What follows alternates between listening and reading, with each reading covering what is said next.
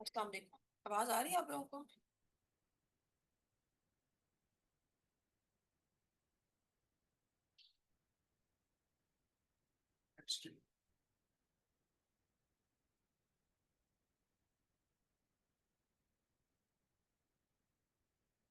बच्चे कितने रहे?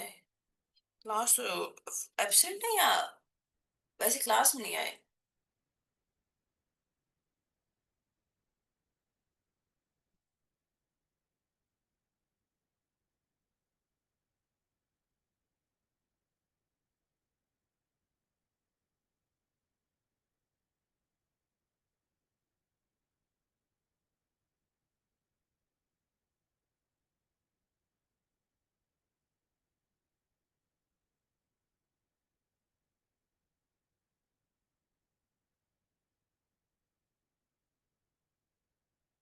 सिर्फ 8 बच्चे हैं?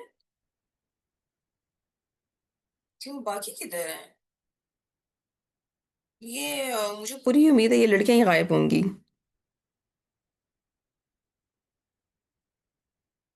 बस हम 3 आए हैं बॉयज में। ये क्यों?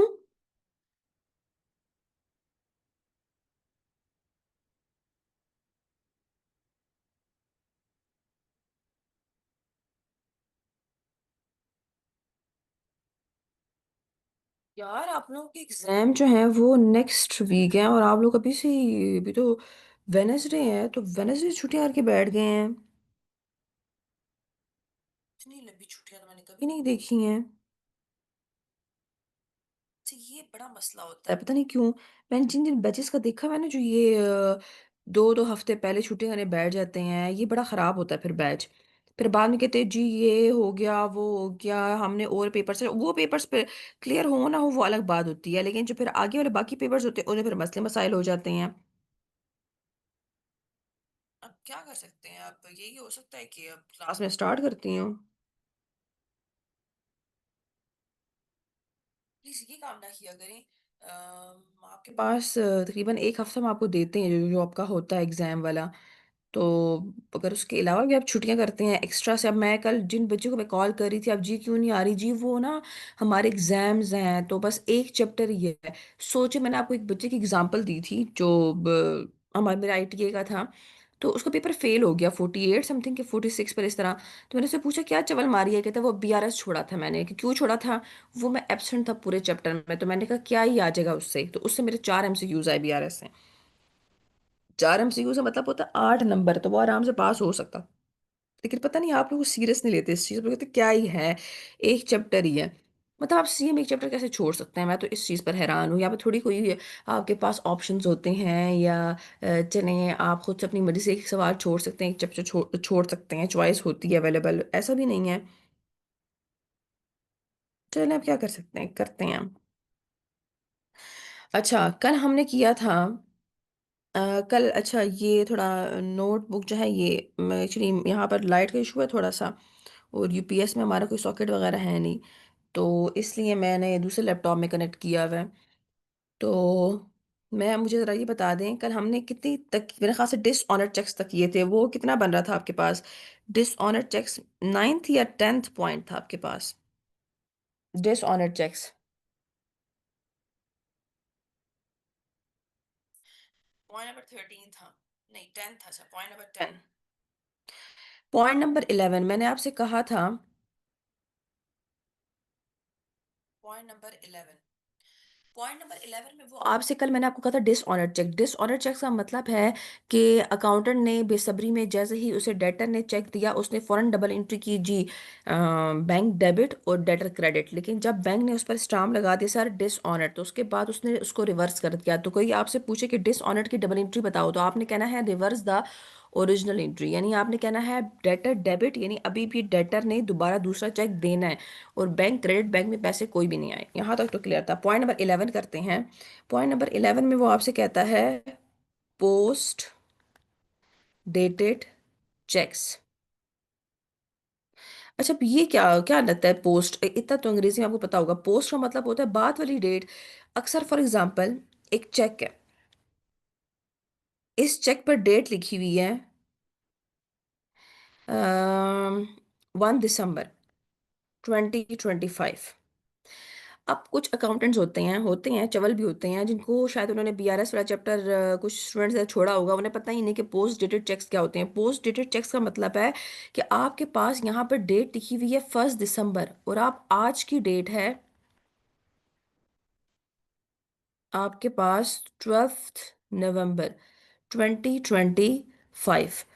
अब फॉर एग्जांपल एक डेटर ने ये चेक लाकर दे दिया अकाउंटेंट को। अकाउंटेंट इतना बेसब्रा है, जैसे ही उसने चेक लिया फौरन खुशी से पागल होकर उसने डबल एंट्री की, बैंक डेबिट फॉर एग्जांपल 5,000 से, और डेटर उसने क्रेडिट कर दिया 5,000 से।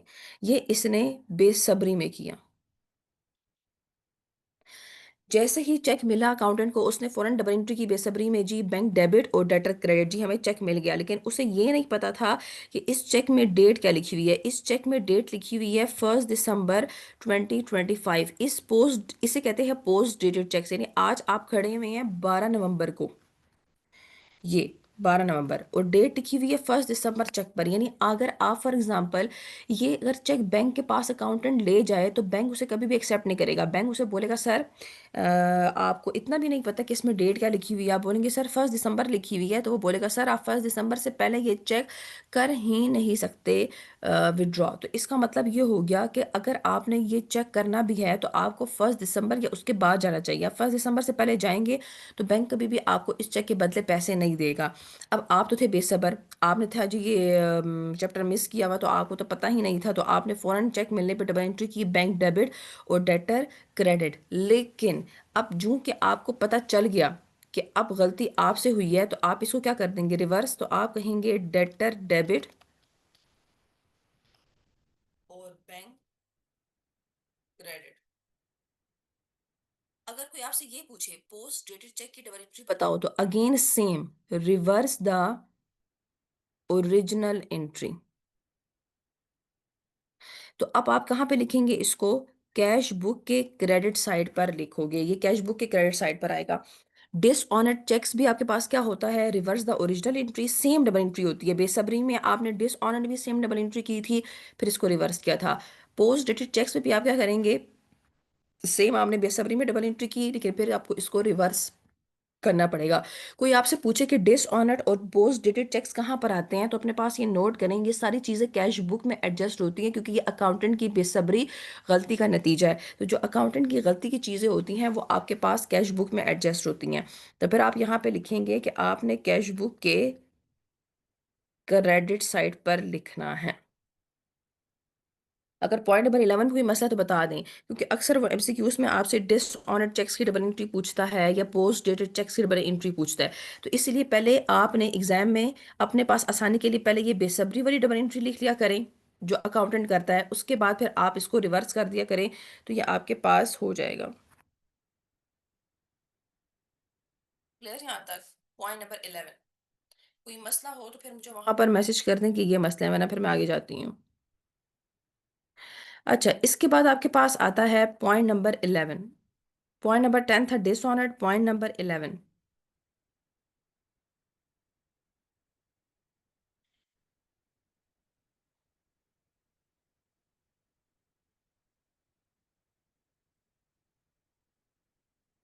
पॉइंट नंबर 12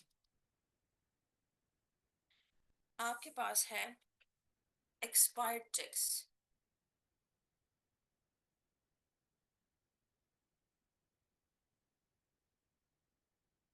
या इसका एक और नाम भी है टाइम बार्ड चेक्स। शायद में भी आपको पता हो कि चेक की लाइफ कितनी होती है। एक चेक है उसकी लाइफ कितनी होती है, चेक की लाइफ, जैसे आपने पढ़ा था नॉन करंट एसेट की यूजफुल लाइफ होती है, इंसानों की भी यूजफुल लाइफ होती है, मैक्सिमम 100 कर लें। तो उसका चेक की लाइफ कितनी होती है, कितने अरसे के बाद चेक एक्सपायर हो जाता है, उसे फिर बैंक एक्सेप्ट करने को तैयार नहीं होता। चेक की लाइफ आपके पास 6 मंथ्स होती है। अगर फॉर एग्जांपल एक चेक पे डेट लिखी हुई है, अम, आप कह लें 1 अप्रैल 2025, आज आप खड़े हुए हैं 12 नवंबर 2025 को। तो ये बताएं, एक चेक पे डेट लिखी हुई है 1 अप्रैल 2025 और आप खड़े हुए हैं 12 नवंबर 2025 को। तो अगर आप आज के दिन ये चेक ले जाएं जिस चेक पे डेट लिखी हुई है 1 अप्रैल 2025, तो क्या बैंक इस चेक को एक्सेप्ट करेगा? तो देखिए, अप्रैल मई जून जुलाई सितंबर, सितंबर में ही ये आपके पास एक्सपायर हो गया था। ये चेक आपको, तो ये चेक फाड़ देना चाहिए था सितंबर में, लेकिन आप माशाल्लाह से इतने आप में कॉन्फिडेंस है कि आप उसको अक्टूबर भी छोड़ के बल्कि नवंबर जाकर आप जाकर बैंक के पास ये चेक ले जा रहे हैं। तो बैंक वाले आपसे कहेंगे सर, आपको इतना भी नहीं पता लगता, आपने ये जो एक्सपायर्ड चेक क्या क्या लिखा हुआ है, time barred cheque, time TIME, time barred, BARRED, time barred cheques. ये मैंने आपसे कहा ना, ये मेरा लैपटॉप नहीं है, मेरे हस्बैंड का, तो अब मुझे इस थोड़े से ये नोट पैड यूज़ के थोड़ा सा मसला हो रहा है, क्योंकि इसमें मैंने अभी तक सेटिंग नहीं की। वो सडनली लाइट चली गई, मेरे लैपटॉप में चार्ज नहीं था, तो फिर मैंने जल्दी से ये लैपटॉप की, अब इसमें ये पेन वगैरह वो करना पड़ता है, सेटिंग वगैरह, तब जाके ठीक होती है, इसलिए आपको थोड़ी सी राइटिंग की समझ नहीं आ रही। तो टाइम बार चेक आपके पास है कि 12 नवंबर 2025 को आप चेक ले गए, हालांकि इस चेक पे डेट लिखी हुई थी 1 अप्रैल। तो मैंने आपसे कहा इस चेक की लाइफ होती है 6 महीने, यानी ये तो आपके पास एक्सपायर हो गया था 30 सितंबर 2025 को, लेकिन आपने इसको सितंबर भी छोड़े, अक्टूबर भी छोड़े, नवंबर में ले जा रहे हैं। इनफैक्ट अगर आप इसको 1 अक्टूबर को भी ले जाते तो बैंक इसको एक्सेप्ट ना करता, क्योंकि बैंक कहता सर इस चेक पे डेट लिखी हुई 1 अप्रैल और आप आ रहे हैं अक्टूबर में, तो ये तो अक्टूबर में नहीं एक्सेप्ट हो सकता, तो ये तो फिर नवंबर की आप बात कर रहे हैं। तो टाइम बार्ड चेक का मतलब होता है कि आपने एक चेक अपने पास 6 महीने रखे रखा, उसे बैंक के पास नहीं ले गई, 6 महीनों के बाद आपको याद आया कि ओ अच्छा, मुझे चेक ले जाना भी था। तो टाइम बार्ड चेक, अच्छा आपको आपसे पूछे टाइम बार्ड चेक की डबल एंट्री, तो सबसे पहले सेम जो डिसऑनर की होती है, बेसब्री वाला एलिमेंट। जैसे ही अकाउंटेंट को 1 अप्रैल को चेक मिला, तो अकाउंटेंट ने ये 1 अप्रैल को चेक मिला, क्योंकि इसमें डेट 1 अप्रैल लिखी थी। जैसे ही 1 अप्रैल को चेक मिला, तो अकाउंटेंट ने बेसब्री में डबल एंट्री की, जी हमारे पास पैसे आ गए, चेक आ गया, तो बैंक डेबिट फॉर एग्जांपल 2000, और डेटर का किस्सा खत्म हो गया, डेटर क्रेडिट 2000। तीन चीजों में बेसब्री आप दिखाते हैं, एक आप दिखाते हैं डिसऑनर्ड में, एक पोस्ट डेटेड चेक में, और एक आप टाइम बार चेक में। जैसे ही आपको 1 अप्रैल को चेक मिला, आपने बेसब्री में, अकाउंटेंट ने डबल एंट्री की, बैंक डेबिट और डेटर क्रेडिट। लेकिन जब आपको पता चल गया 12 नवंबर को कि जी ये तो आपके पास एक्सपायर हो गया, तो अब 12 नवंबर को आपने डबल एंट्री करनी है, रिवर्स द ओरिजिनल एंट्री। तो डेटर डेबिट और बैंक क्रेडिट, डेटर डेबिट और बैंक क्रेडिट, ये आपने करना है रिवर्स द ओरिजिनल एंट्री।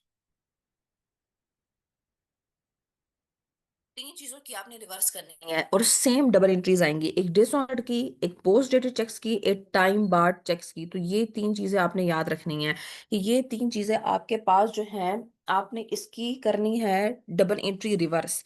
अब अगर कोई आपसे पूछे कि ये किसकी गलती थी, तो आप बोलेंगे कॉमन सेंस की बात है, ये गलती बेसब्री में अकाउंटेंट की थी, तो अकाउंटेंट को इसको ठीक करना चाहिए अपने कैश बुक में, क्योंकि अकाउंटेंट की गलती कैश बुक में ठीक होती है, तो वो कैश बुक के क्रेडिट साइड पर इसको ठीक करेगा 2000 से।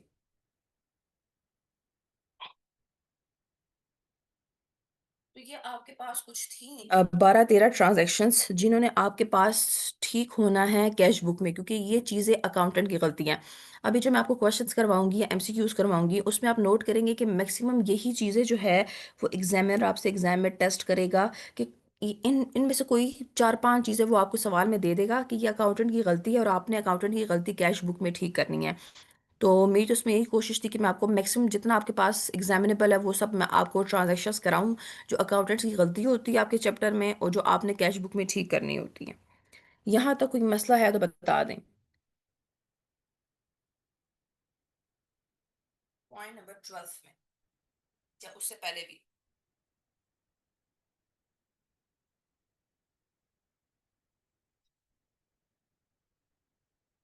आप बॉयज और बाकी गर्ल्स भी,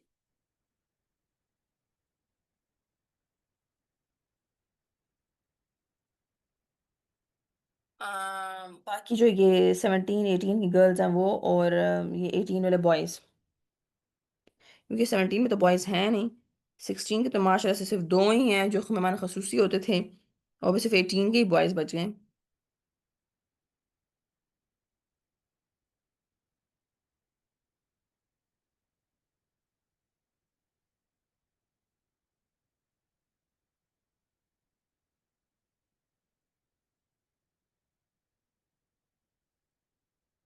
तो अगर कोई आपसे पूछे कि बताओ वो ट्रांजैक्शंस जिन्होंने कैश बुक में एडजस्ट होना है क्योंकि वो अकाउंटेंट की गलती थी, तो वो कल वाले 10 पॉइंट्स और आज वाले ये 2 पॉइंट्स, ये आपने कैश बुक में ठीक करना है क्योंकि ये अकाउंटेंट की गलती थी। कैश बुक मीन्स बैंक का लेजर, स्टेप नंबर 1।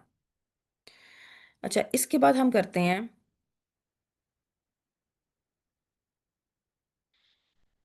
इसके बाद आपके पास आएगा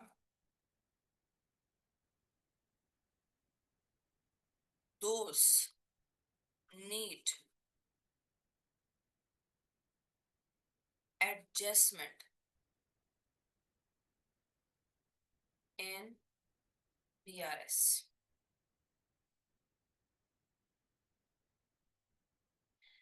एक कल मैंने आपको मेन हेडिंग करवाई थी कि दोस्त need adjustment in cash book. अब ये आपके पास है कि दोस्त नीड एडजस्टमेंट इन बीआरएस। अच्छा, बीआरएस मैंने आपको बताया नहीं था कि बीआरएस क्या है। कैश अकाउंटेंट की गलती कैश बुक में ठीक होती है। मैंने आपको कहा था कि कैश बुक आपकी कंपनी का अपना डॉक्यूमेंट है, आप उसे किसी भी टाइम पर चेंज कर सकते हैं, एडजस्ट कर सकते हैं। लेकिन अगर फॉर एग्जांपल बैंक के अकाउंटेंट ने कोई गलती की है, तो बैंक का जो डॉक्यूमेंट है, बैंक स्टेटमेंट कहते हैं उसे, बैंक का डॉक्यूमेंट बैंक स्टेटमेंट कहलाता है। बैंक स्टेटमेंट तो बैंक वाले प्रिपेयर करते हैं, कंपनी का अकाउंटेंट प्रिपेयर नहीं करता। तो जब बैंक स्टेटमेंट बैंक का अकाउंटेंट प्रिपेयर करता है, तो ये तो पराई चीज़ है, पराया डॉक्यूमेंट है, इसमें हम चेंजेस नहीं कर सकते। इसमें सिर्फ बैंक वाले ही चेंजेस कर सकते हैं। इसीलिए बैंक स्टेटमेंट में अगर कोई गलती है तो आप उस बैंक स्टेटमेंट को ठीक तो नहीं कर सकते हो, लेकिन फिर आपको अपना एक डॉक्यूमेंट बनाना पड़ेगा। इसे हम कहते हैं बीआरएस। तो अगर कोई आपसे, अच्छा ये एमसीक्यूज में थ्योरी में पूछता है कि बीआरएस इज इंटरनल डॉक्यूमेंट। मैं बैंक स्टेटमेंट की बात नहीं करी, मैं बैंक रिकंसिलिएशन स्टेटमेंट की बात कर रही हूँ। Bank reconciliation statement is internal document of company prepared by companies accountant.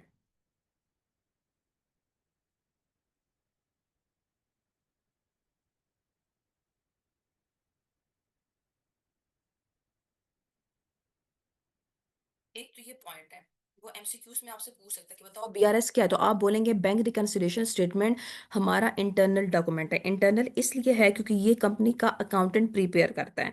और फिर सेकंड पॉइंट ये आता है कि कब प्रिपेयर करता है बीआरएस प्रीपेयर्ड।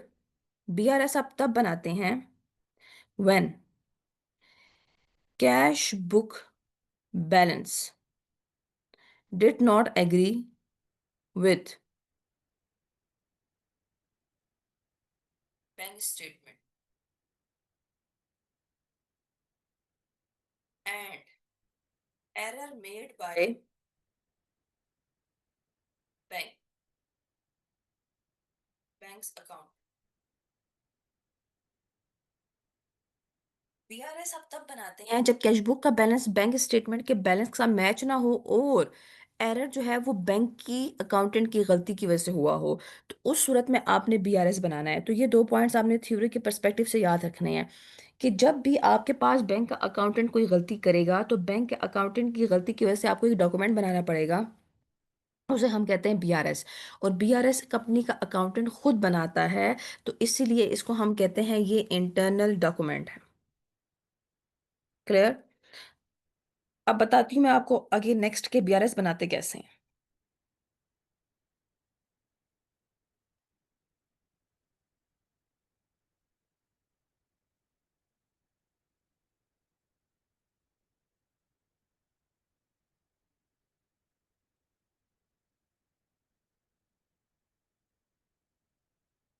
अब सबसे पहला नंबर 1, मैंने आपको ऊपर लिखवाया कि दोस्त नीड एडजस्टमेंट इन बीआरएस। वो कौन कौन सी चीजें हैं जिसने बीआरएस में ठीक होनी है? सबसे पहला, इसमें 3 चीजें आती हैं। Unrepresented checks,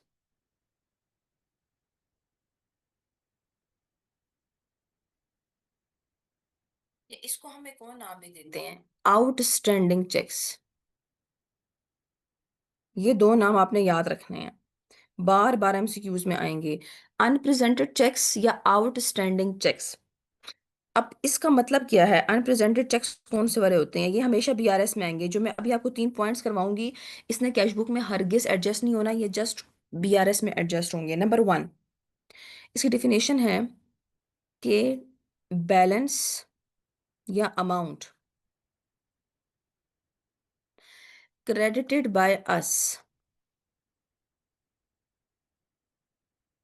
but not yet debited by bank.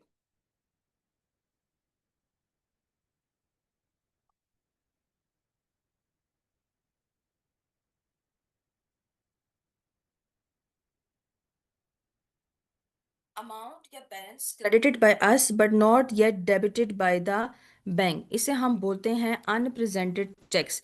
मैंने यहाँ पे ये डिफिनेशन, सारी गेम इस डिफिनेशन की है। ऐसी अमाउंट जो हमने क्रेडिट कर दी लेकिन बैंक ने अभी तक डेबिट नहीं की। मैंने आपको पहले भी इस लेक्चर के, इस चैप्टर के स्टार्ट बताया था कि आपके पास हमेशा आप और बैंक अपोजिट डायरेक्शन में चलते हैं। अगर आप खुद को क्रेडिट करते हैं तो बैंक खुद को डेबिट करेगा। लेकिन अनप्रेजेंटेड चेक्स का मतलब अब है क्या? जरा इसको समझे और फिर मुझे बताएं जहाँ मसला हो, इंपॉर्टेंट है ये। अनप्रेजेंटेड चेक्स का मतलब है, मेरा एक क्रेडिटर है, मेरा एक सप्लायर है जिसको मैंने पैसे देने थे। मैंने उसको चेक लिख के दिया, फॉर एग्जाम्पल 10,000 का, क्योंकि मैंने उसे पैसे देने थे, मुझ पर लाइबिलिटी थी। जब मैंने अपने क्रेडिटर को चेक लिख के दिया, तो जरा सोचिए मैंने डबल एंट्री क्या की होगी? मैंने, यानी कंपनी के अकाउंटेंट ने, कंपनी के अकाउंटेंट ने डबल एंट्री की होगी अपनी बुक्स में। जैसे ही चेक लिख के दिया, उसने कहा होगा क्रेडिटर डेबिट और बैंक क्रेडिट, फॉर एग्जांपल 10,000 से। यानी मैंने खुद को क्रेडिट कर लिया, मैंने खुद को क्रेडिट कर लिया। मैंने डबल एंट्री की होगी जैसे ही मैंने अपने क्रेडिटर को चेक लिख के दिया कि क्रेडिटर डेबिट और बैंक।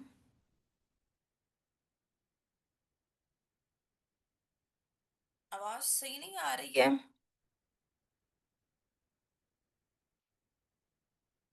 समझ बिल्कुल नहीं आ रही है। वो एक्चुअली हॉटस्पॉट वो किया हुआ है ना मैंने, इस वजह से मसला आ रहा है, क्योंकि लाइट नहीं है।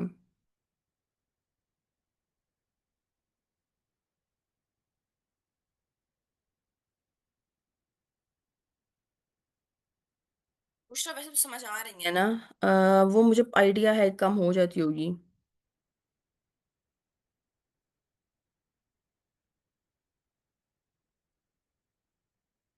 अच्छा, थोड़ा सा इशू आ रहा है आवाज का, वो नेट की वजह से आ रहा है। ये वो हॉटस्पॉट ऑन किया हुआ है तो शायद इस वजह से इस तरह हो रहा है। यार समझ तो आ रही है ना? थोड़ी बहुत आवाज हो तो अब इशू आ सकता है। चलिए सही है। अच्छा, अब फॉर एग्जांपल आपने अपने एक क्रेडिटर को, एक सप्लायर को चेक लिख के दिया, तो आपने खुद को क्रेडिट किया, खुद मतलब बैंक को। आपने डबल एंट्री क्या की होगी? क्रेडिटर डेबिट 10,000 और बैंक क्रेडिट 10,000। यहाँ पर देखिए डिफिनेशन से मैच करें, अमाउंट क्रेडिटेड बाय अस, यानी हमने 10,000 से खुद को क्रेडिट कर दिया। लेकिन जब आपने अपने पास सप्लायर, आपने सप्लायर को चेक दिया, आप बेगम हो गए। लेकिन सप्लायर भाई थोड़ा भुलक्कड़ था। सप्लायर भाई ने क्या किया? क्रेडिटर ने दराज में वो चेक रख दिया और भूल गया। अब खुद सोचें, अब बैंक वालों को इल्हाम तो होने से रहा कि आपने एक चेक जो है 10,000 का अपने सप्लायर को दे दिया। अब आपने तो खुद को क्रेडिट कर दिया यहाँ पर कि जी शुक्र है मैंने चेक दे दिया, मेरी जान छूट गई। आपने तो अपने सर से वो बोझ हटा दिया। लेकिन क्रेडिटर भाई ने वो चेक अभी तक बैंक को प्रेजेंट ही नहीं किया। तो जब अभी तक वो क्रेडिटर वो चेक लेकर बैंक के पास गया ही नहीं है, तो बैंक खुद को भला कैसे डेबिट करेगा? बैंक कहेगा सर मैं क्यों खुद को डेबिट करूं जब मेरे पास वो बंदा आया ही नहीं। तो जरा सोचें, आपने तो जान छुड़ा ली, आपने तो खुद को क्रेडिट कर दिया, लेकिन बैंक के पास तो वो सप्लायर चेक लेके गया ही नहीं है। तो जब सप्लायर चेक लेके गया ही नहीं है तो वो खुद को बैंक कैसे डेबिट करेगा? तो ऐसा चेक जो आपने सप्लायर को लिख के दे दिया और खुद की डबल एंट्री कर दी, क्रेडिटर डेबिट और बैंक क्रेडिट, आपने खुद को बैंक को कैश बुक को क्रेडिट कर दिया, लेकिन सप्लायर अभी तक वो चेक लेके गया ही नहीं है, बैंक को प्रेजेंट ही नहीं किया, उसके सामने जाकर उसने रखा ही नहीं, तो बैंक को क्या इल्हाम होगा? नहीं, तो बैंक ने खुद को डेबिट भी नहीं किया होगा। तो ऐसे चेक्स को हम कहते हैं अनप्रेजेंटेड चेक्स, यानी अभी तक क्रेडिटर ने ये चेक्स बैंक को प्रेजेंट ही नहीं किए।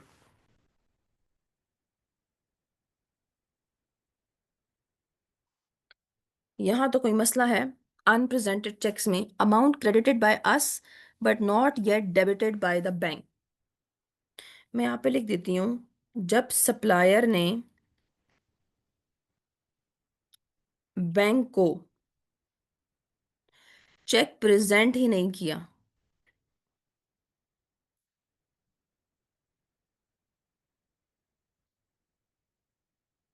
तो बैंक खुद को डेबिट नहीं करेगा।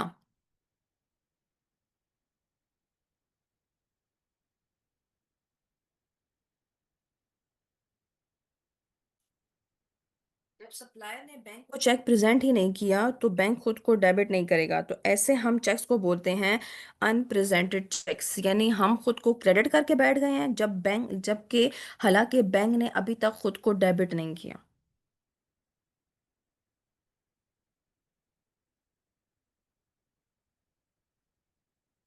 यहाँ तो कोई मसला है अनप्रेजेंटेड चेक्स में, तो बता दें ये boys and girls unpresented cheques में।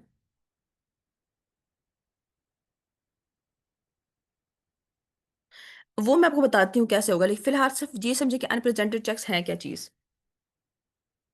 अब ये रेक्टिफाई कैसे होगा, ये मैं आपको बाद में बताऊंगी जब बीआरएस करवाऊंगी। तो फिलहाल आप ये समझे कि अनप्रेजेंटेड चेक्स हैं कैसे, क्योंकि मैंने आपको अभी तक बीआरएस बनाना नहीं सिखाया हुआ। तो बस ये आखिरी स्टेप होगा बीआरएस बनाना, उसके बाद ये चैप्टर पूरा हो जाएगा। बस सिर्फ इतना याद रखें अनप्रेजेंटेड चेक्स क्या हैं। अगर ये समझ आ गया कि अनप्रेजेंटेड चेक्स क्या हैं, फिर आसान है।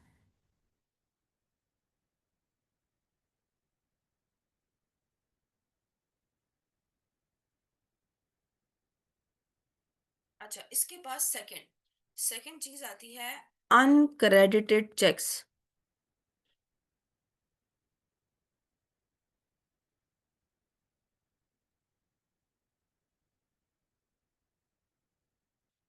अनक्रेडिटेड चेक्स, अब मुझे ये बताएं, ये बिल्कुल अनप्रेजेंटेड चेक्स के अपोजिट है। अनप्रेजेंटेड चेक्स के अपोजिट है अनक्रेडिटेड चेक्स। मैं इसकी डेफिनेशन लिखवा रही हूँ।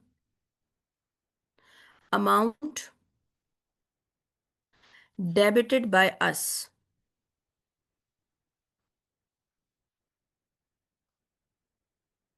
But not yet credited by bank.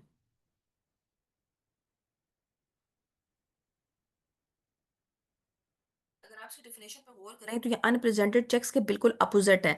Unrepresented cheques में हम कह रहे थे कि amount credited by us but not yet debited by the bank, और यहाँ पर हम कह रहे हैं कि amount debited by us but not yet credited by the bank. ये बिल्कुल अनप्रेजेंटेड के अपोजिट है। क्या लग रहा है, क्या मतलब हुआ इसका? कुछ समझ आई या नहीं?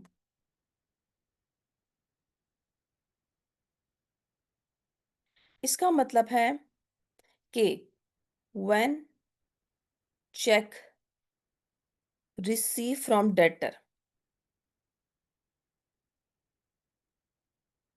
जरा अपना कॉमन सेंस यूज करें। जब आपको कोई भी डेटर चेक देता है तो आप फौरन डबल एंट्री करते हैं जी, बैंक डेबिट डेटर क्रेडिट 5,000 से। आपको 5,000 का चेक मिला, आपने डबल एंट्री फौरन बेसब्री में कर दी, बैंक डेबिट डेटर क्रेडिट, यानी हमने खुद को डेबिट किया। डेबिट का मतलब है अमाउंट डेबिटेड बाय अस। हमने कैश बुक में, अस का मतलब होता है कैश बुक, अस मींस कैश बुक, हमने कैश बुक में खुद को डेबिट कर दिया। लेकिन कभी फॉर एग्जांपल कभी आप बैंक के पास, अगर कभी आपका इत्तेफाक हुआ हो, कभी कोई आपको चेक लिख के दे और आप कभी चेक बैंक के पास ले जाएं और बैंक डिफरेंट हो, यानी आपका बैंक डिफरेंट है और देने वाले का और लेने वाले का दोनों का बैंक डिफरेंट है, तो बैंक कहता है सर हम आपको अभी पैसे नहीं दे सकते हैं 24 घंटे, या हो सकता है कि 48 आवर्स भी लग जाएं। 24 से 48 आवर्स, 2-3 दिन हमारा वर्किंग टाइम डे होता है, टाइम होता है। इसका मतलब ये हुआ कि बैंक आपसे ये कहना चाहता है कि सर देखें, आप एक बंदा है, एक डेटर है आपका, आप उसका चेक मेरे पास 5,000 का लेकर आ गए हो, लेकिन पहले मुझे कंफर्म करने दें कि आया इस बंदे के पास 5,000 रुपए बैंक में है भी या नहीं। अब देखें, बैंक भी तो इतना चवल नहीं है ना कि आप बैंक के पास चेक लेके जाएं, सर 5,000 रुपए दे दें, और बैंक आपको फौरन जांच पड़ताल किए 5,000 रुपए दे दे। वो अगर फॉर एग्जांपल उसने आपको 5,000 रुपए उसी टाइम दे दिए, और बाद में उसने चेक किया तो डेटर के पास उतने पैसे ही नहीं थे 5,000 के, तो फिर तो नुकसान बैंक का हो जाएगा। तो बैंक सबसे पहले आपसे बोलेगा कि सर, जूं के आप मेरे पास चेक ले आए हैं फलां बंदे का, डेटर का, 5,000 का, लेकिन सर 1 से 2 दिन का टाइम लगेगा। इस 1 से 2 दिन के टाइम में मैं सबसे पहले ये चीज़ कंफर्म करूंगा कि आया आपके डेटर के अकाउंट में 5,000 रुपए हैं भी या नहीं। अगर हैं तो वेल एंड गुड, फिर वो वहां से बैंक, उसके बैंक से हमारे बैंक वाला पैसे निकाल लेगा 5,000 रुपए, और हमें दे देगा, हमारे अकाउंट में ट्रांसफर करेगा विद इन 1 to 2 डेज। लेकिन अगर बैंक में पैसे नहीं है तो सिंपल ये चेक एक्सपायर हो जाएगा, डिसऑनर्ड हो जाएगा। तो इसीलिए अकाउंटेंट बहुत बेसब्रा होता है, उसे जैसे ही चेक मिलता है तो वो फौरन डबल एंट्री करता है, बैंक डेबिट, डेटर क्रेडिट। लेकिन बैंक वाले बेसब्रे नहीं होते, बैंक वाले कहते हैं सर हम अपना नुकसान नहीं कर सकते हैं, आपने तो खुद को बेसब्री में आके डेबिट कर दिया, लेकिन हमें 1 से 2 दिन का टाइम दें। हम 1 से 2 दिन के टाइम में पहले कंफर्म करेंगे कि आया इस बंदे के अकाउंट में 5,000 रुपए हैं भी या नहीं। अगर हैं तो फिर हम आपको 1 से 2 दिन के बाद जाके अकाउंट में ट्रांसफर करेंगे आपके। तो इसीलिए बैंक आपसे 1 से 2 दिन का वर्किंग टाइम लेता है, और इस 1 से 2 दिन के टाइम में आपके बैंक में 5,000 रुपए फिलहाल नहीं आए होते। हालांकि आप खुद को डेबिट करके बैठे हुए हैं, आप और बैंक अपोजिट डायरेक्शन में चलते हैं। आपने खुद को डेबिट किया तो बैंक को खुद को क्रेडिट करना चाहिए था, लेकिन वो 1 से 2 दिन के बाद करेगा कंफर्म करके। तो ऐसे चेक्स को हम कहते हैं अनक्रेडिटेड चेक्स, यानी अमाउंट डेबिटेड बाय अस बेसब्री में, लेकिन बैंक ने अभी तक खुद को क्रेडिट नहीं किया, तो ऐसे चेक्स को हम कहेंगे अनक्रेडिटेड चेक्स। यहाँ तक कोई मसला है तो बता दें। ये भी आपके पास बीआरएस में एडजस्ट होगा।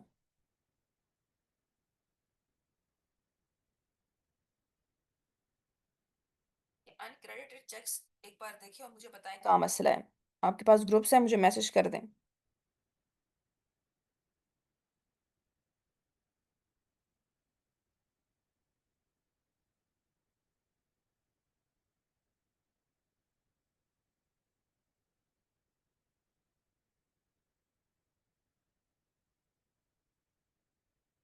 बॉयज और ये बाकी गर्ल्स भी।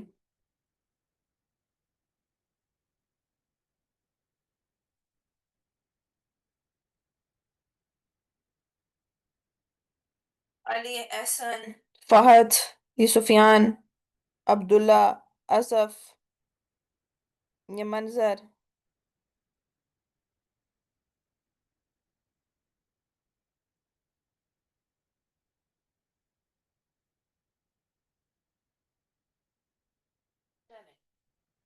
इसके बाद अब तीसरी चीज जो बीआरएस में एडजस्ट होनी है, अब वो क्या है? एक तो अनप्रेजेंटेड चेक्स बीआरएस में एडजस्ट होंगे, एक अनक्रेडिटेड चेक्स आपके पास बीआरएस में एडजस्ट होंगे, और फिर तीसरा आपके पास आएगा, और last, errors in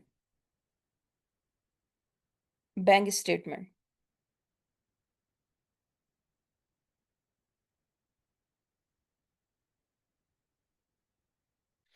errors in bank statement, यानी अगर बैंक स्टेटमेंट में कोई गलतियां हुई हुई हैं तो वो आप ठीक करेंगे।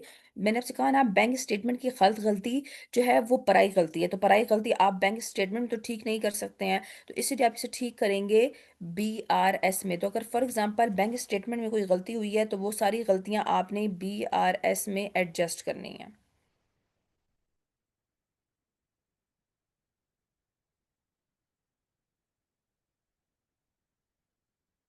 बस ये 3 चीजें आपके पास जो बीआरएस में जाएंगी। सबसे पहला जाएगा अनप्रेजेंटेड चेक्स, सेकंड आपके पास जाएगा अनक्रेडिटेड चेक्स, और तीसरा आपके पास जाएगा एरर्स इन बैंक स्टेटमेंट। ये तीनों चीजें आपके पास बीआरएस में एडजस्ट होंगी।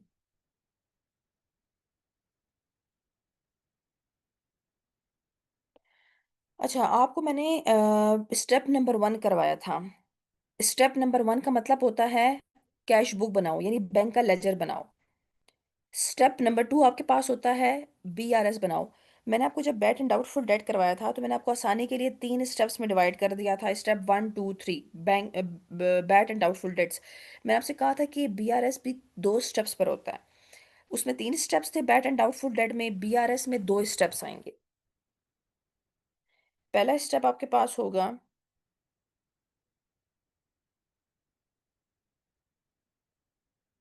स्टेप नंबर वन,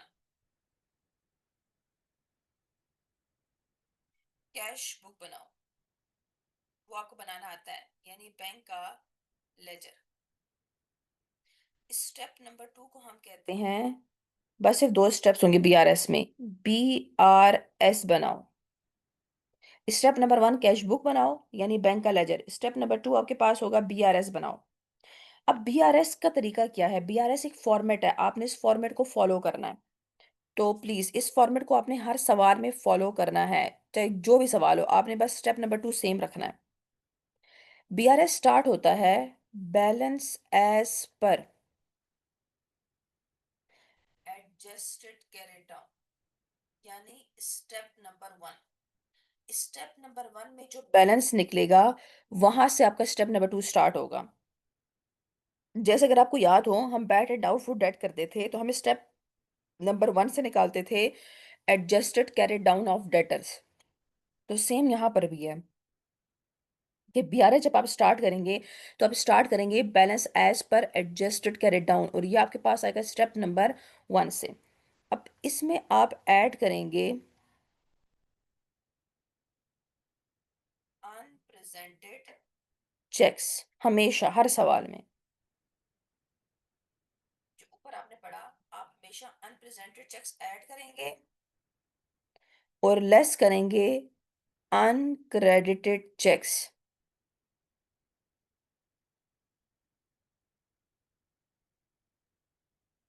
तो आपके पास आ जाएगा बैलेंस एज पर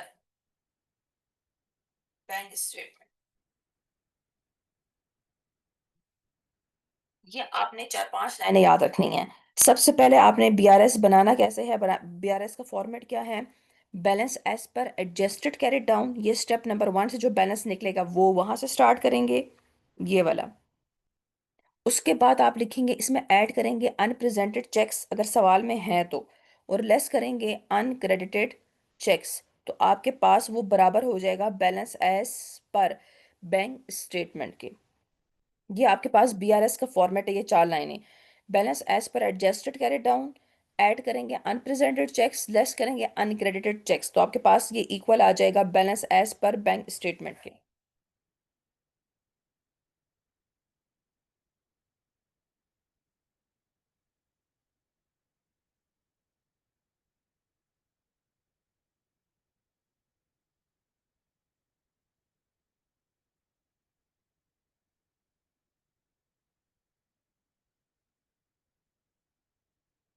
मैं आपको अब, अच्छा, एक लाइन अपने पास लिखें,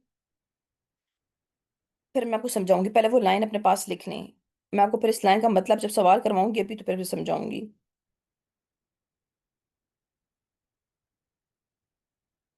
स्टेप नंबर टू में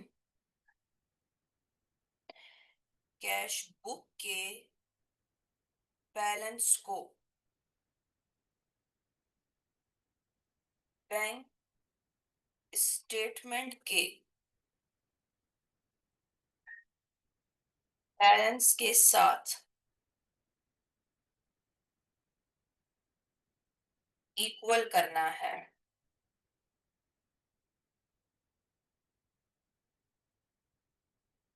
स्टेप नंबर टू में कैश बुक के बैलेंस को बैंक स्टेटमेंट के बैलेंस के साथ इक्वल करना है। स्टेप नंबर टू क्या होता है बीआरएस में? बीआरएस या स्टेप नंबर टू में कैश बुक के बैलेंस को बैंक स्टेटमेंट के बैलेंस के साथ इक्वल करना है। ये लाइन अपने पास लिखने से याद रखें।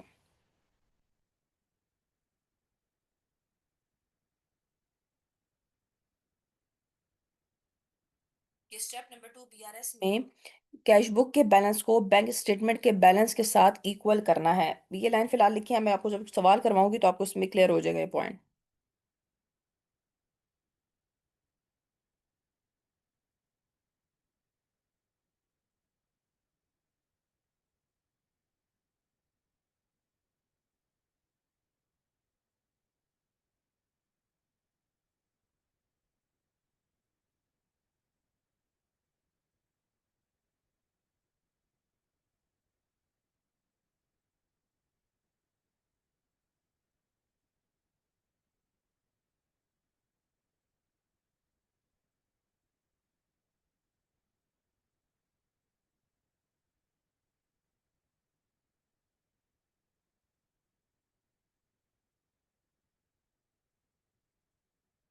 मैंने आपको एक सवाल सेंड किया, जरा उस सवाल पर आए।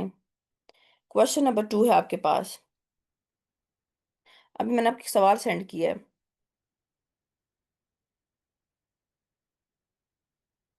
मैंने आपसे कहा था कि पहले मैं आपको एमसीक्यू से पहले जो है, पहले वो एक पुराने पास्ट पेपर से क्वेश्चंस करवाऊंगी, जब आपका आईटीए जो था वो एफएआर 1 में होता था, आज से काफी साल पहले। तो मैं पहले वो मुश्किल वाले सवाल करवाऊंगी आपको, ताकि फिर आपको एमसीक्यूज करने में आसानी हो। जरा आए अपने पास, वो जो सवाल मैंने आपको करवाया, सेट किया है ग्रुप्स में।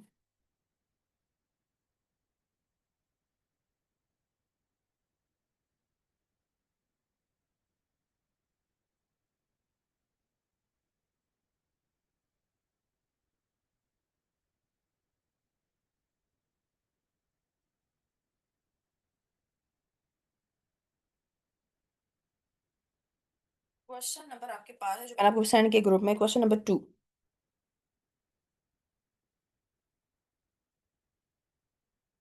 क्वेश्चन नंबर 2 पढ़ते हैं। वो आपसे कहता है कि एक तरफ आपको बैंक स्टेटमेंट दी हुई है क्वेश्चन नंबर 2 में, एक तरफ आपको उसने कैश बुक बना के दी हुई है। दो चीजें उसने आपको बना के दी हुई हैं। जरा हम देखते हैं बैंक स्टेटमेंट और कैश बुक। मैंने आपको कल या परसों बताया, कल बताया था कि पता नहीं परसों, कि अगर हमने ये चीज देखनी है कि आया कोई गलती हमसे या बैंक वालों से नहीं हुई, तो इसके लिए हमें क्या करना पड़ेगा, हमें अपने कैश बुक को मैच करना होगा बैंक स्टेटमेंट से। अगर हमने गलती मालूम करनी है कि आया कोई गलती हुई है या नहीं, तो हमने अपने कैश बुक को मैच करना होगा बैंक स्टेटमेंट से। अब एक तरफ है कैश बुक, एक तरफ है बैंक स्टेटमेंट। सबसे पहले बैंक स्टेटमेंट देखें। कहता है 1 जून को ब्रॉड डाउन आपको दिया हुआ है 11,500 क्रेडिट। और जरा जाके देखें, क्या कैश बुक में ये है ब्रॉड डाउन 11,500? हाँ जी। बैंक स्टेटमेंट के क्रेडिट साइड पर है, तो हमारे कैश बुक के अपोजिट साइड यानी डेबिट साइड पर होगा। तो ये पहला वाला 1 जून वाला तो मैच हो गया, 1 जून वाला। अब आए इसके बाद दूसरा देखते हैं, 4 जून वाला। 4 जून में कहता है डेटर टीचर ए 750। अब देखें जरा, अब हमारे बैंक स्टेटमेंट में तो आ रहा है, कैश बुक में नहीं आ रहा। अगर आप कैश बुक में देखें तो कहीं पर भी 4 जून नहीं लिखा हुआ, नहीं बल्कि सॉरी लिखा हुआ है, यहाँ पे लिखा हुआ है डेटर टीचर ए। तो डेटर टीचर ए 750, ये भी मैच हो रहा है। देखिए, बैंक स्टेटमेंट की क्रेडिट साइड पर आ रहा है, तो हमारे डेबिट साइड पर आ रहा है। चलिए, ये बैलेंस भी मैच हो गया। तीसरा देखते हैं, 20 जून वाला जो बैंक स्टेटमेंट में आ रहा है, debtor teacher are credit transfer. कल मैंने आपको बताया था, क्रेडिट ट्रांसफर का मतलब होता है ऑनलाइन ट्रांसफर, या इसको एक और नाम भी है, डायरेक्ट क्रेडिट। ये हमने कल पढ़ा था। डायरेक्ट क्रेडिट का मतलब होता है डेटर ने, किसी बंदे ने आपको ऑनलाइन पैसे डायरेक्टली ट्रांसफर कर दिए हैं आपके बैंक में। तो credit transfer means online transfer, या इसके कौन ना भी है डायरेक्ट क्रेडिट। कहते हैं एक टीचर है डेटर टीचर आर, उसने आपको 3,000 क्रेडिट साइड पर आ रहा है। देखिए, बैंक स्टेटमेंट के दूसरा कॉलम क्रेडिट होता है, तो क्रेडिट साइड पर आ रहा है। लेकिन अगर आप कैश बुक को मैच करें तो क्या देखिए, कैश बुक में कहीं पर आ रहा है ये 3,000, ना डेबिट साइड पर आ रहा है ना क्रेडिट साइड पर आ रहा है, तो इसका मतलब है ये जो पॉइंट नंबर 3 है, debtor teacher are, debtor teacher are, ये आपके पास नहीं आ रहा। और मुझे ये बताएं, ये बैंक में बैंक स्टेटमेंट में तो आ रहा है, कैश बुक में नहीं आ रहा, तो ये किसकी गलती है? ये जो आपके पास है 3,000 रुपए, ये 3,000 रुपए आपके पास बैंक में तो आ रहे हैं, कैश बुक में कहीं पर नहीं आ रहे, तो ये किसकी गलती है? ये कंपनी के अकाउंटेंट की गलती है। और कंपनी के अकाउंटेंट की गलती कहाँ पे ठीक होती है? कैश बुक में ठीक होती है। तो आप डबल एंट्री क्या करेंगे? कल मैंने आपको इसकी डबल एंट्री करवाई थी, मुझे याद है। जब ऑनलाइन ट्रांसफर या डायरेक्ट क्रेडिट होता है, आपको पैसे मिले बैंक में, तो बैंक डेबिट, कल वाले टॉपिक पर जाएं, 3,000, और डेटर आर का किस्सा खत्म हो गया तो डेटर आर क्रेडिट 3,000। तो ये आपने कैश बुक के डेबिट साइड पर लिखना है।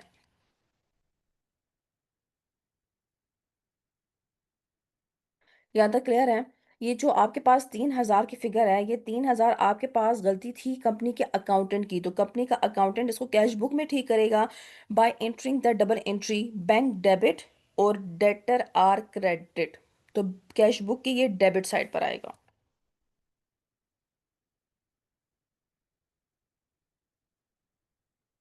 अब दूसरा देखते हैं, क्रेडिटर जूसेस। जरा क्रेडिटर जूसेस देखें, क्रेडिटर जूसेस दोनों में मैच करें, क्या आप इसमें मैच हो रही है या नहीं हो रही है? क्रेडिटर, ये बैंक स्टेटमेंट में भी आ रही है और कैश बुक में भी आ रही है। बैंक स्टेटमेंट में आपके पास आ रही है 29,700 की, और सेम यही चीज आपके पास कैश बुक में भी आ रही है 29,700 की, तो ये तो सही है। ये तो दोनों में आ रही है 29,700 की, इसमें कोई मसला नहीं है, गलती नहीं है। उसके बाद आप लिखेंगे, सेकंड देखिए जो चीज बैंक स्टेटमेंट में आ रही है, direct debit for utility expense. Direct debit का मतलब भी मैंने कल आपको बताया था, डायरेक्ट डेबिट का मतलब होता है ऑनलाइन ट्रांसफर, हमने ट्रांसफर किया। अगर डायरेक्ट क्रेडिट का मतलब होता है हमें पैसे मिले, तो डायरेक्ट डेबिट का मतलब होता है हमने डायरेक्टली किसी और बंदे के अकाउंट में पैसे भिजवा दिए।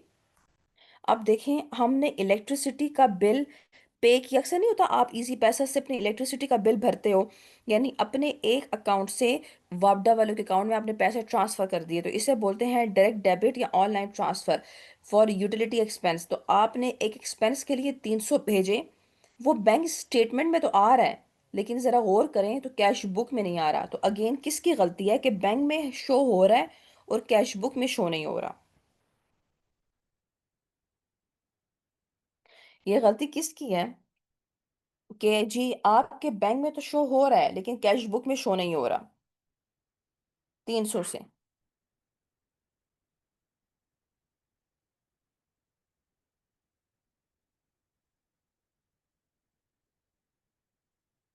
ये कंपनी के अकाउंटेंट की गलती है। तो कंपनी का, कल मैंने आपको डायरेक्ट डेबिट की भी डबल एंट्री करवाई थी, अगर आप जाएं कल वाले टॉपिक पर, तो हम कहते हैं हमने एक्सपेंस किया, एक्सपेंस डेबिट 300, और हमारे बैंक से पैसे कम हो गए, बैंक क्रेडिट 300।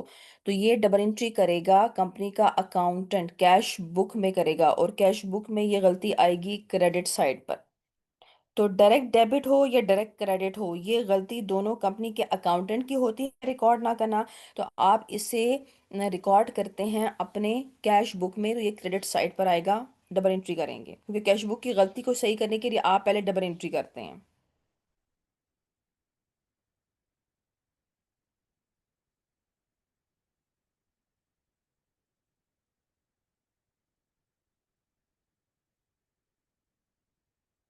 अच्छा मुझे बताएं, नेक्स्ट, नेक्स्ट आपके पास आएगा इन interest on overdraft. Interest on overdraft आपके पास आ रहा है 40 का, यानी ओवरड्राफ्ट का मतलब है आपने बैंक से कर्जा लिया था, बैंक ओवरड्राफ्ट की फैसिलिटी दी ली थी, उस पर आपने बैंक को इंटरेस्ट देना है 40 रुपए का। अब ये 40 रुपए बैंक स्टेटमेंट में तो आ रहे हैं, लेकिन ये 40 रुपए मुझे कहीं पर भी कैश बुक में दिखाई नहीं दे रहे।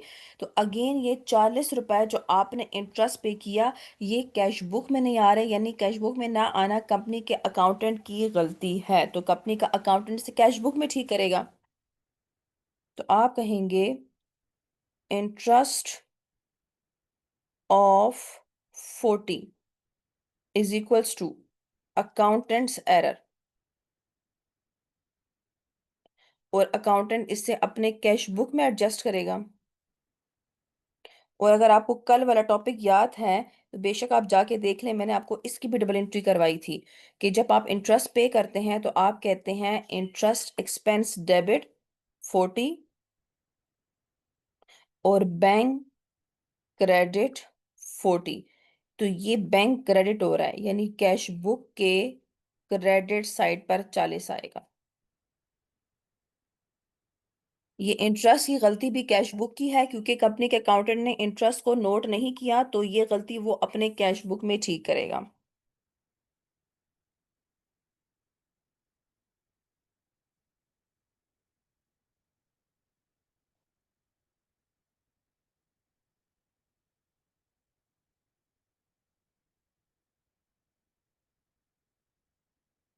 उसके बाद आप देखें नेक्स्ट लास्ट आ रहा है जो बैंक स्टेटमेंट में आ रहा है, डिविडेंड इनकम 600 का। आपको कहीं पर भी ये कैश बुक में दिखाई नहीं दे रहा, यानी अगेन बैंक स्टेटमेंट में आ रहा है, कैश बुक में नहीं आ रहा। तो ये गलती भी आपके पास होगी कंपनी के अकाउंटेंट की, क्योंकि कंपनी के अकाउंटेंट ने 600 रुपए का डिविडेंड रिकॉर्ड ही नहीं किया, तो उसे करना चाहिए dividend of 600 not recorded by accountant.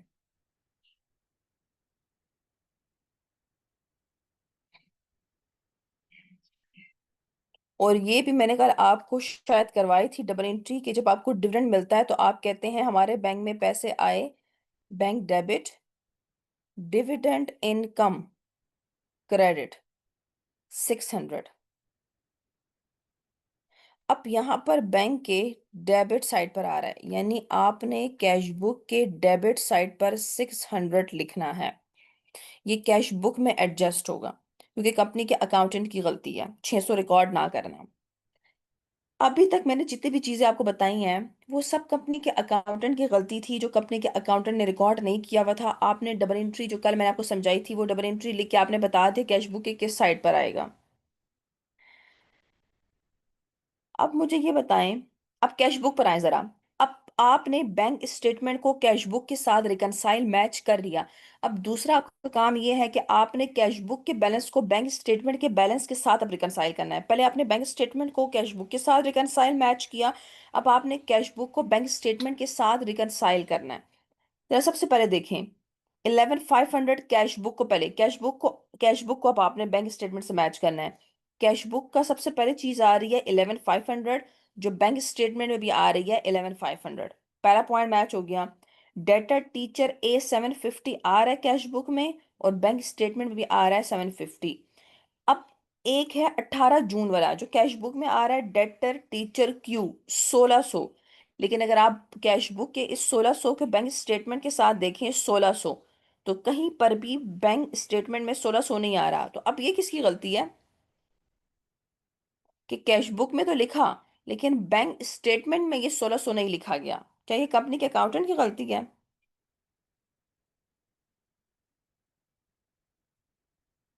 जरा सोचें, कैश बुक में कंपनी के अकाउंटेंट ने 1600 रुपीस लिखे हैं डेटर टीचर क्यू के, लेकिन वो बैंक स्टेटमेंट में नहीं आ रहे, तो किसकी गलती है? ये बैंक के अकाउंटेंट की गलती है। तो आप कहेंगे debtor teacher Q 1600 is equals to bank accountant error. और मैंने आपको अभी बताया था कि बैंक के अकाउंटेंट का जो एरर है वो आप कहाँ पे एडजस्ट करते हैं, BRS में करते हैं। अच्छा, अब मुझे ये बताएं, BRS में मैंने आपको तीन चीजें बताई थी। Errors in bank statement, number one था अनप्रेजेंटेड चेक्स, अनक्रेडिटेड चेक्स। ये कौन से वाले चेक्स हैं, अनप्रेजेंटेड चेक्स हैं या अनक्रेडिटेड चेक्स हैं? जरा डिफिनेशन के साथ इसको मैच करें, अनप्रेजेंटेड चेक्स और अनक्रेडिटेड के साथ इसको मैच करें। ये किस की, ये कौन से चेक्स हैं, अनप्रेजेंटेड या अनक्रेडिटेड?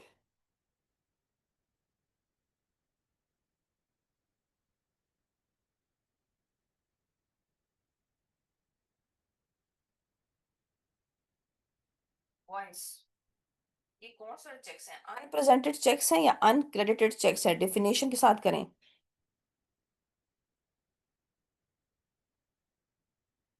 नहीं नूर, अनप्रेज गलत बता रही हैं। वॉइस, हाँ जी, ये अनक्रेडिटेड चेक्स हैं। अनक्रेडिटेड चेक्स क्यों हैं? क्योंकि ये हमारे पास हैं debited by us but not yet credited by the bank.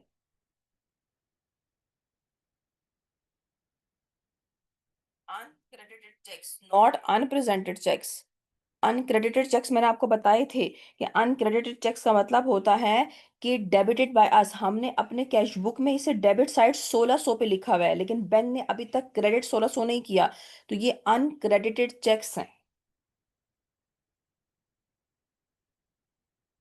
जरा गौर करें कैश बुक पे, कैश बुक के डेबिट साइड पर आ रहा है तो debited by us 1600 but not yet credited by bank 1600, तो बैंक ने खुद को क्रेडिट नहीं किया जबकि हम खुद को डेबिट करके बैठे हुए हैं, तो ये बीआरएस में जाएगा और ये लेस होगा। उसके बाद आए कैश बुक के फिर 3 जून वाले पर, क्रेडिटर बॉटल्स, क्रेडिटर बॉटल्स 900 हमें कैश बुक के क्रेडिट साइड पे दिखाई दे रहा है, लेकिन अगर आप इसे बैंक स्टेटमेंट में 900 ढूंढे आपको 900 दिखाई नहीं दे रहा। जरा गौर करें 3 जून वाले पर जो कैश बुक के क्रेडिट साइड पे लिखा हुआ है, क्रेडिटर बॉटल 900, ये कैश बुक के क्रेडिट साइड पर आ रहा है लेकिन बैंक स्टेटमेंट के कहीं पर भी डेबिट साइड पे 900 नहीं आ रहा। तो अगेन कैश बुक यानी कंपनी के अकाउंटेंट ने कैश बुक में लिखा हुआ है लेकिन बैंक के अकाउंटेंट ने नहीं लिखा हुआ, तो जब भी कोई चीज कैश बुक में लिखी जाए अगर बैंक में ना लिखी जाए तो वो कंपनी के अकाउंटेंट की गलती नहीं होती है बल्कि वो बैंक के अकाउंटेंट की गलती होती है, और बैंक का अकाउंटेंट की गलती हम ठीक करते हैं बीआरएस में। तो आप कहेंगे क्रेडिटर बॉटल्स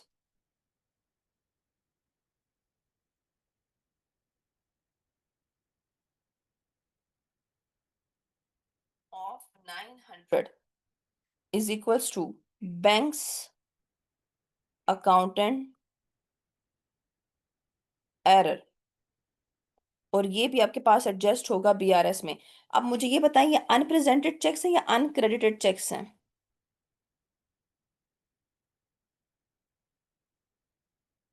ये जो क्रेडिटर पोर्टल है, ये अनप्रेजेंटेड चेक्स हैं या अनप्रेजेंटेड या अनक्रेडिटेड चेक्स? क्योंकि बीआरएस में तो दो ही चीजें आती हैं, अनप्रेजेंटेड चेक्स है बिल्कुल। अनप्रेजेंटेड चेक्स कैसे हो गए हैं? अनप्रेजेंटेड चेक्स ऐसे हो गए हैं कि हमारे कैश बुक के क्रेडिट साइड पर आ रहा है क्रेडिटेड बाय अस, लेकिन बैंक के डेबिट साइड पर नहीं आ रहा, बैंक ने अभी तक डेबिट नहीं किया, तो ये अनप्रेजेंटेड चेक्स हैं, ये बीआरएस में जाकर आपके पास ऐड हो जाएंगे।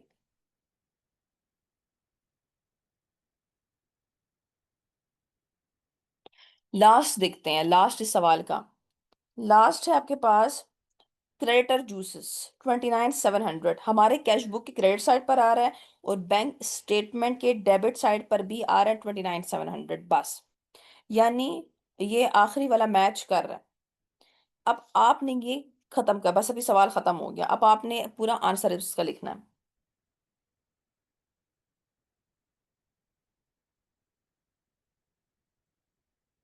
टाइम कम खत्म हो गया है, 11 हो गए हैं। तो ये सवाल तो मैंने बाकी आपको बता दिया कि अनप्रेजेंटेड अनक्रेडिटेड क्या है, कौन सी चीज़ कैश बुक में जानी है।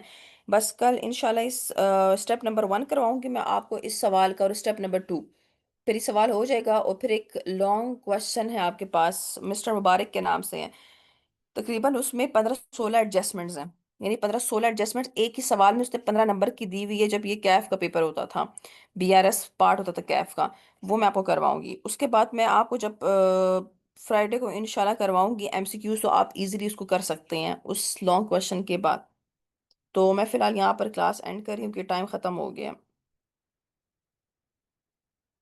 कोई मसला हो तो फिर ग्रुप में पूछ लें, या बुशरा के पास है, बुशरा से पूछ लिया करें।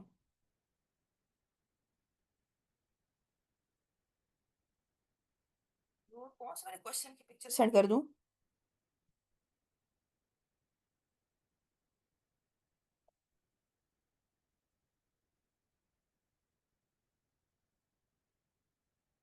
अच्छा ठीक है, मैं कर दूं।